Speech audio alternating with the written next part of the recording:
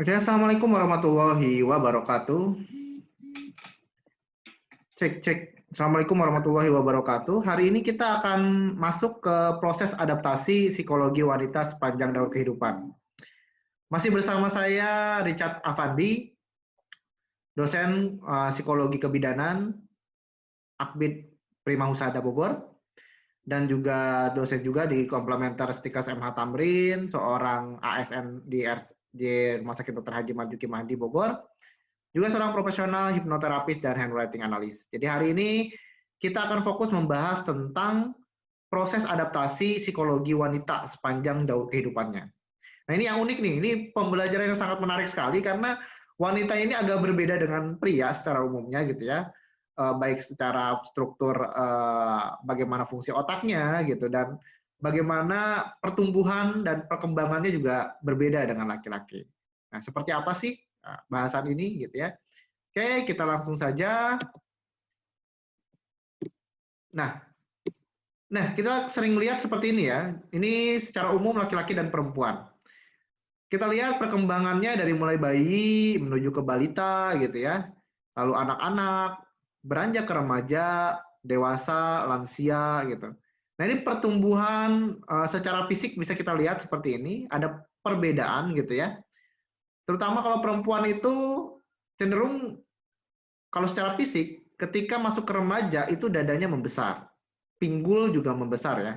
Panggulnya membesar gitu ya. Beda dengan laki-laki, laki-laki dalam hal ini dada membidang gitu ya.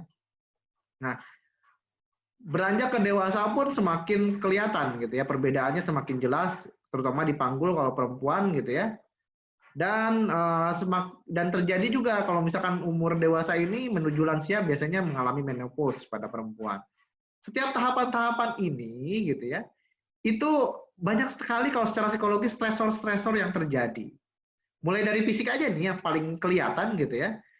Fisik sendiri ketika remaja beranjak ke dewasa, anak-anak beranjak ke remaja dengan kondisi fisik yang berubah gitu ya. Laki-laki cenderungnya dia stres. Kenapa? Melihat teman-temannya dadanya membidang. Sehingga dia ingin tampil menjadi lebih maco gitu ya. Sehingga banyak laki-laki yang mulai stres akhirnya olahraga, fitness dan lain-lain supaya tampil lebih baik. Sama pun dengan perempuan. Perempuan di remaja itu emosinya tidak stabil. Sedangkan perubahan fisiknya pun terjadi di sana gitu. Kebayang kalau misalkan tiba-tiba dadanya membesar, lebih besar dari orang-orang sekitarnya gitu, dari remaja yang sekitarnya. Itu juga membuat dia stres. Atau dia nggak berkembang, itu juga membuat dia stres. Jerawatan itu juga membuat dia stres. Jadi secara psikologis itu banyak sekali pengalaman-pengalaman yang menimbulkan stres di pertumbuhan dan perkembangan dari wanita ini, gitu ya. Nah, hal ini membutuhkan adaptasi dari wanita secara umum, gitu ya. Sehingga wanita ini butuh adaptasi untuk menghadapi daur hidup yang seperti tadi dibilang tadi ya. Jadi adaptasi itu apa sih? Adaptasi itu adalah sering dikonotasikan dengan penyesuaian diri. Setiap anak mempunyai daya adaptasi yang berbeda-beda terhadap lingkungannya. Adaptasi merupakan salah satu persyaratan penting bagi terciptanya kesehatan jiwa atau mental individu. Jadi adaptasi ini dibentuk juga oleh lingkungan. Bagaimana dia bisa menerima lingkungannya, itu juga bagaimana proses mental yang terjadi dalam diri dia dan proses lingkungan membentuk dia. Kehidupan itu sendiri secara alamiah mendorong manusia untuk terus-menerus melakukan adaptasi. Ketika ketika bayi menjadi anak-anak, otomatis kan harus melepas menyapih dari susu gitu ya. Itu dia stres loh, stres. Tapi dia mencoba beradaptasi gitu. Dengan susu bubuk, misalkan susu susu cair gitu ya, dia mulai beradaptasi gitu. Belum dia menuju ke remaja gitu ya. Dari anak-anak dari bayi ke anak-anak, anak-anak menuju remaja itu juga dia mau nggak mau adaptasi gitu. Satu sisi dia merasa dirinya dewasa, tapi satu sisi dia masih tinggal bersama orang tuanya dan harus mengikuti aturan yang ada di rumah gitu. Sehingga secara psikologis mulai terganggu di situ gitu ya. Jadi dia harus beradaptasi. Adaptasi merupakan pertahanan yang dibawa sejak lahir, diperoleh dari belajar dan pengalaman gitu ya. Jadi ada prosesnya tuh adaptasi tuh, bagaimana menyesuaikan diri, bisa berakhir dengan positif, bisa berakhir dengan negatif. Nah, ini kurang lebih kalau wanita seperti ini ya, dari bayi menuju dewasa, secara fisik kelihatan banget perubahannya gitu ya.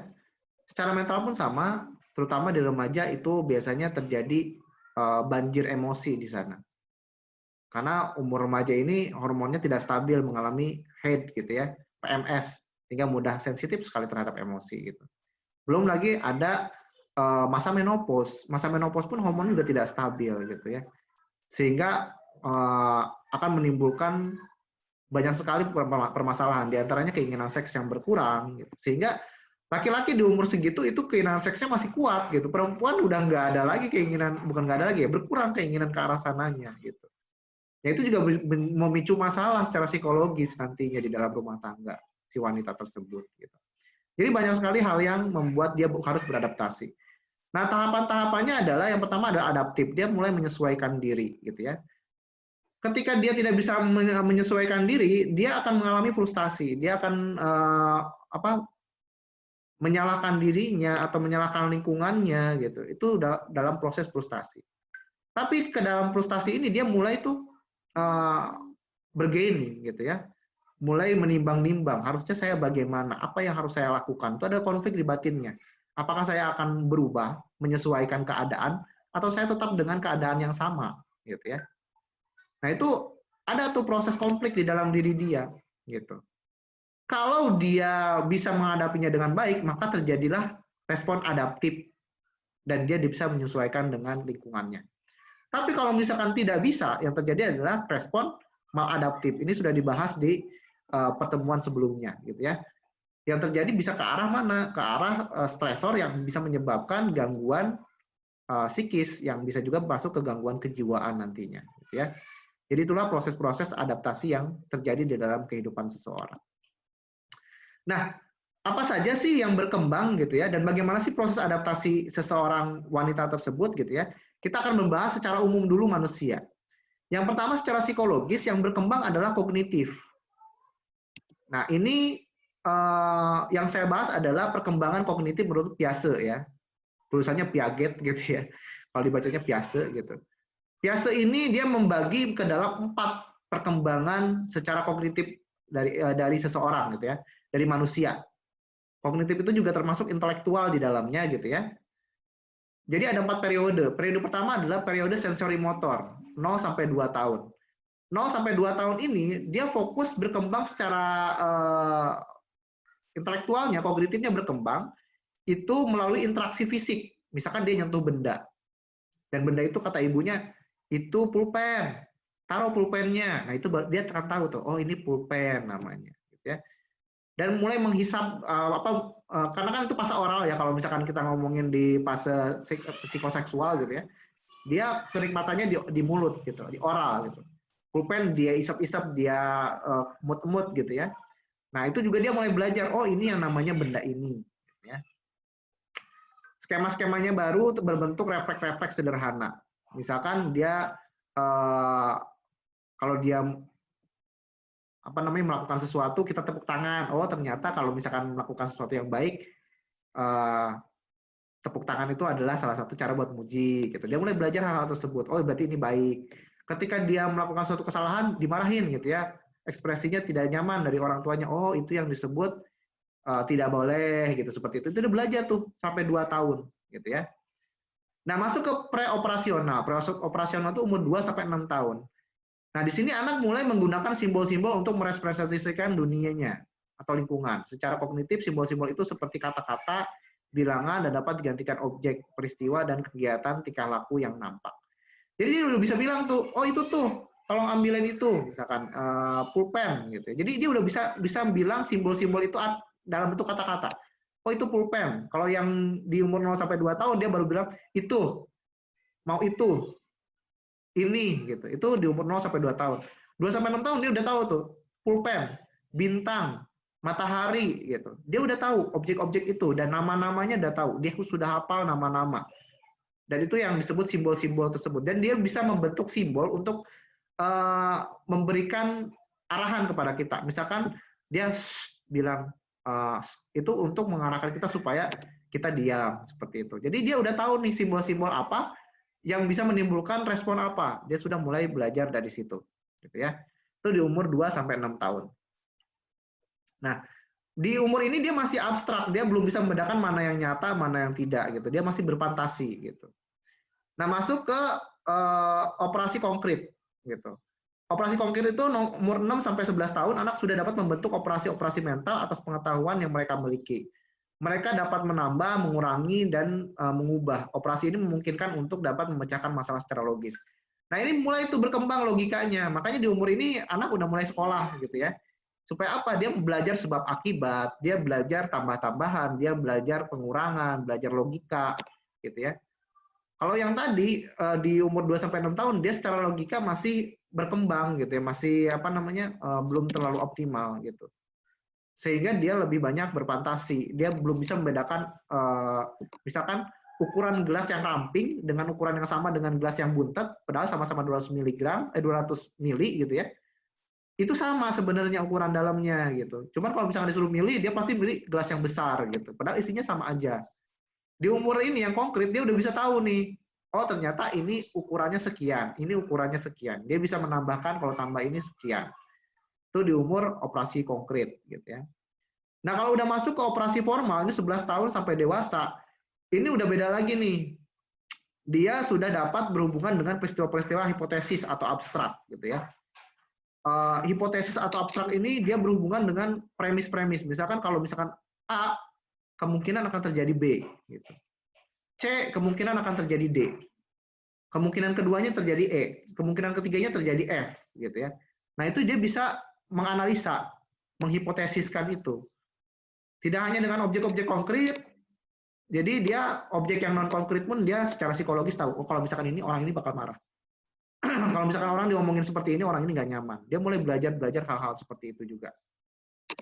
Remaja sudah dapat berpikir abstrak dan memecahkan masalah melalui pengujian semua alternatif yang ada. Jadi dia mulai melakukan uji coba. Kalau misalkan dilakukan ini, bisa terjadi ini. Lakukan ini, terjadi ini. Dan ini biasanya awal mulai anak itu belajar. Makanya remaja sering ingin coba-coba itu sebenarnya dia di tahap ini adalah tahap menganalisa. Apa yang terjadi kalau saya melakukan ini? Apa yang terjadi kalau saya melakukan ini? Dia lagi menganalisa mana yang boleh, mana yang tidak boleh, mana yang baik, mana yang tidak baik. Dan disitulah masa-masa di mana dia mencari jati diri sebenarnya. Nah, itulah operasi formal. Dia mulai secara logikanya kritis, secara emosi juga dia mulai kritis, gitu ya. Itu perkembangan menurut kognitif menurut Piaget. Lalu selain perkembangan ini berlaku ya, baik laki-laki perempuan, yaitu adalah perkembangan psikoseksual. Psikoseksual itu ini khas banget gitu ya, paling terkenal di dunia psikologi yaitu adalah Freud, gitu ya. Sigmund Freud gitu ya. Jadi ada fase di mana ada 5 fase gitu ya. Fase pertama itu 0 sampai 1 tahun itu disebut fase oral. Kenikmatan si manusia ini gitu ya, si makhluk ini adalah pada mulutnya dengan mengunyah, menggigit, menghisap. Itu adalah sumber utama kenikmatannya. Jadi fokus pada hal-hal yang menjadi kenikmatan, kebutuhan di dalam diri si orang tersebut. Di umur 0 sampai 1 tahun itu adalah fase oral. Makanya jangan aneh kalau misalkan anak-anak itu lebih sering menghisap mimi gitu ya, apa namanya, menyusu gitu ya. Terus kalau ada benda dia kunyah atau dia masukin ke mulut gitu, karena itu kenikmatannya ada di mulut. Dan dia pun makanya dia sering juga rewel gitu ya, nangis itu salah satu bentuk fase oral gitu ya. Kalau fase oralnya terganggu gitu, misalkan ketika nangis atau ketika pengen makan nggak dikasih makan, nah itu akan terhambat di pertumbuhan selanjutnya gitu. Bahkan ini ada setelah intermezzo sebenarnya ya. Ternyata orang-orang yang merokok itu sebenarnya adalah orang-orang yang di fase oralnya itu terhambat. Kenapa? Karena rokok itu sama seperti susu gitu ya. Ketika dia menghisap itu sama seperti dia menghisap puting susu. Ketika airnya masuk gitu ya, sama seperti asapnya masuk gitu ya, hangatnya gitu ya. Dan ketika menghembuskan rokok gitu ya, seperti ketika dia kenyang gitu, gelege gitu, oh gitu ya. Kenikmatannya sama gitu. Makanya ada penelitian gitu ya yang menyebutkan bahwa orang-orang yang merokok itu ternyata adalah orang-orang yang fase oralnya itu terganggu. Katanya seperti itu gitu ya. Itu intermezzo aja. Jadi fase oral ini kalau misalkan terganggu dia akan menyebabkan gangguan di fase berikutnya. Yang kedua adalah fase anal. Fase anal ini dia kenikmatannya ada di anus. nahan kencing, nahan buang air gitu ya. Nah, itu berhubungan dengan air besar biasanya, berhubungan dengan nahan gitu ya, berhubungan dengan nahan buang air besar. Kenikmatan terbesar itu pada sekitar lubang anus. Gitu. Jadi umur segini makanya tuh dimulai dilatih untuk toilet training supaya apa? Supaya dia bisa menahan dan mengeluarkan buang air besar di tempat yang benar gitu ya. Yang ketiga adalah umur 3 sampai 6 tahun, itu adalah fase palik. Fase palik itu dia mulai tertarik itu. Kok laki-laki sama perempuan beda gitu ya. Nah, dia mulai memain-mainkan juga ini kenikmatan ada di sekitar area seksnya dia gitu ya. Sekitar genitalianya gitu ya, ibaratnya seperti itu. Cuman kalau di sini lebih pada melihat perbedaan antara laki-laki dan perempuan gitu ya. Seperti itu. Dia sering sekali memainkan alat kelaminnya dan biasanya juga nahan pipis di umur ini, di fase palik ini gitu ya. Makanya mulai itu lepas pampers itu di umur segini gitu ya.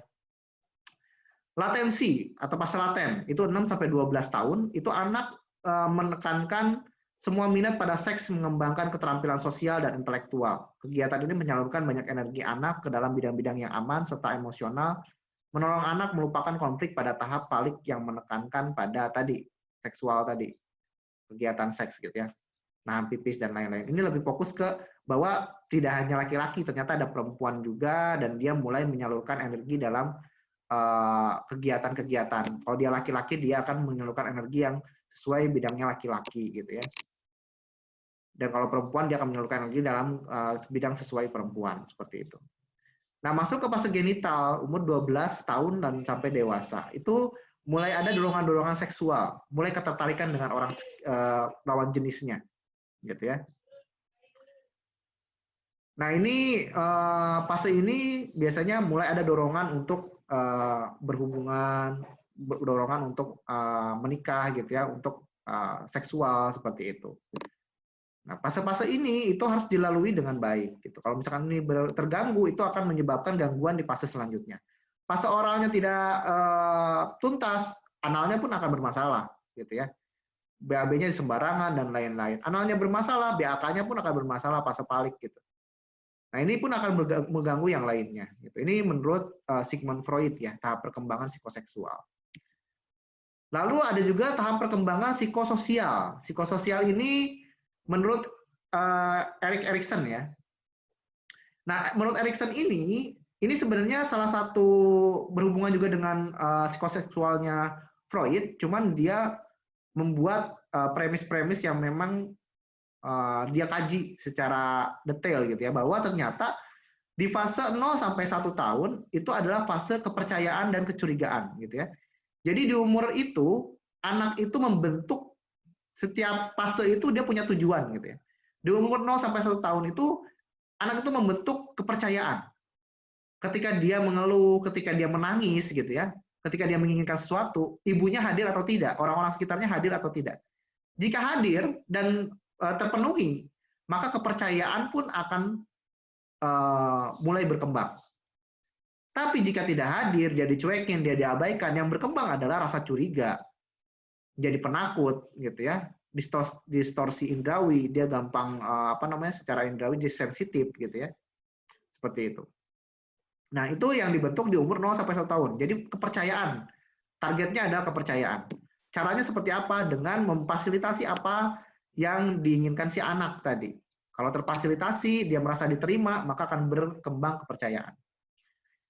Fase selanjutnya adalah di umur 2 sampai 3 tahun. Itu adalah fase anak-anak. Yang berkembang ini disebut otonomi versus perasaan malu, ragu-ragu. Jadi dia mulai inisiatif nih, dia ngambil apa gitu ya. Dia mulai inisiatif lari, jalan gitu. Mulai inisiatif kencing gitu. Nah, itu harapannya sebenarnya adalah tujuannya adalah dia mulai mandiri gitu ya. Di umur ini tuh dia diarahkan dia mulai mandiri gitu. Tapi kalau misalkan sering dilarang, ini nggak boleh, itu nggak boleh, harusnya di umur ini kita menuntun dia, bukan menuntut dia gitu ya, dituntun. Oh, ini kalau mau buang air ke sini, kalau mau misalkan kalau mau buang air di sini, kalau misalkan mau kencing gini caranya gitu. Tugas kita adalah mengajarkan dan menuntun. Bukan marah-marahin. kamu tuh buang air sembarangan gini, tapi nggak diajarin benernya kayak gimana. Sehingga dia nantinya akan menjadi tidak mandiri gitu ya.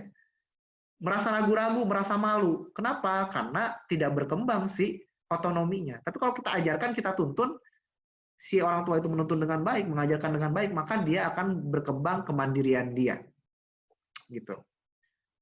Nah, itu umur 2 sampai 3 tahun. Umur 4 sampai 6 tahun itu disebut fase prasekolah. Inisiatif versus kesalahan. Gitu ya. Ini inisiatif itu dia mulai melakukan hal-hal yang dia ibaratnya tidak ingin kasih tahu ke orang tuanya. Oh ini nih, dia misalkan tiba-tiba berangkat ke sekolah sendiri gitu ya. Atau dia mulai bermain dengan orang-orang sekitarnya gitu. Dia mulai berinisiatif untuk bergaul dengan orang-orang yang di luar dari core inti familinya. Misalkan ayah, ibu, anak gitu ya. Di luar dari itu, kakak gitu ya, di luar dari itu. Sama mulai bergaul dengan teman-teman dia. Sehingga banyak perilaku-perilaku yang tidak dia pelajari sebelumnya dan dia mulai berinisiatif untuk melakukan itu. Gitu. Nah, tugas kita sebagai orang tua tadi mengarahkan gitu ya. Ketika dia melakukan sesuatu yang dia baru tahu gitu dari orang-orang sekitar dia biasanya mulai berinisiatif tuh. Tapi kadang-kadang ketika dia melakukan itu kita salahkan. Sehingga yang terjadi apa? Dia sering tidak peduli, takut mengambil resiko gitu ya. Bahkan ketika dia bergaul kita sering melarang, nggak boleh gaul sama itu. Dia mulai ada malignansi, berdiam diri, tidak peduli dengan orang-orang sekitar dia, menganggap orang-orang sekitar dia jahat gitu ya. Nah, itu yang berbahaya gitu ya. Jadi ajarkan dia untuk berinisiatif melakukan sesuatu. Dan hargai, puji. Biasanya di umur ini tuh ketika dia ingin menunjukkan sesuatu untuk orang tuanya atau orang-orang di sekitar dia bahwa dia bisa melakukan sesuatu dan itu hebat gitu. Tugas kita memuji itu gitu ya. Itu di fase 4 sampai 6 tahun. Di fase usia sekolah itu 6 sampai 11 tahun, itu dia mulai berkembang kerajinan dan inferioritas gitu ya. Dia mulai berinteraksi sosial dengan orang-orang sekitarnya. Dan dia mulai menunjukkan keahliannya kepada orang-orang sekitarnya. Misalkan main bola, dia mulai tuh jadi penyerang, dia nyoba gitu ya. Dia mulai mencari keahlian dia apa. Gitu. Tugas kita adalah mendukung, mengarahkan. Dia senang taekwondo, arahkan taekwondo. Dia senang jalan, arahkan untuk berjalan. Dia senang bersepeda, arahkan untuk bermain sepeda gitu ya. Supaya apa? Targetnya adalah kompetensi. Sehingga dia punya banyak keahlian.